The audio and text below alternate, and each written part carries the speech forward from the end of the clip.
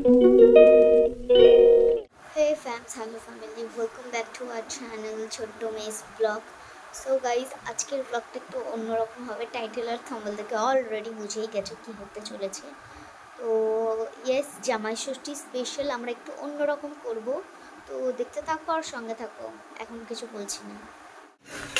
এই যে রান্না বান্না তৈরি, এই যে আমার কাকা এসছে, একটা থালা নে, থালার উপরে ভাত এই যে এই থালাটা দে। তোদের ভাতটাকে তুমি ভিডিও করে দিন। মনের মতন খাও, সব যে যত পারো খাও।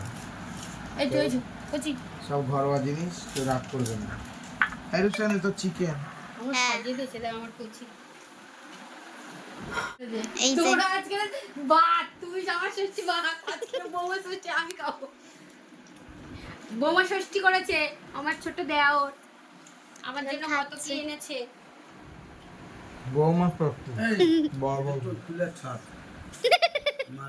ব্লগে উঠে গেছে। আমার দেওর আজকে আমাকে বৌমা ষষ্ঠী খাওয়াচ্ছে, আমি তো খুব খুশি।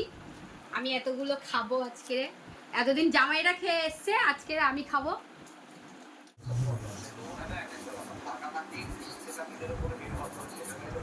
না বাবা, এরকম ছোঁয়াছুঁড়িতে আমি থাকি না। আমি তো ছোঁয়াছুঁড়ি থাকি, মদ খেয়ে ধরবে ওই সময়। হাতটা ঘোরাতেই মুখটা। হ্যাঁ,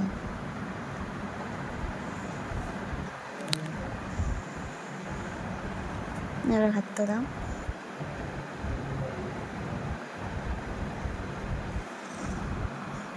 বলো কেমন লাগলো?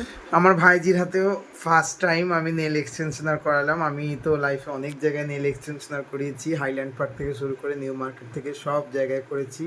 অনেক টাকাও চলে গিয়েছে। আমার নিজের ভাইজি রূপসা নেল এক্সটেনশনার করে দিয়েছে। সবাই দেখো, আমি আমার মুখ দিয়ে প্রশংসা করব না, তোমরাই বলবে কেমন হয়েছে। আর কিছু বলার নেই। ঠিক আছে। সো গাইস, তো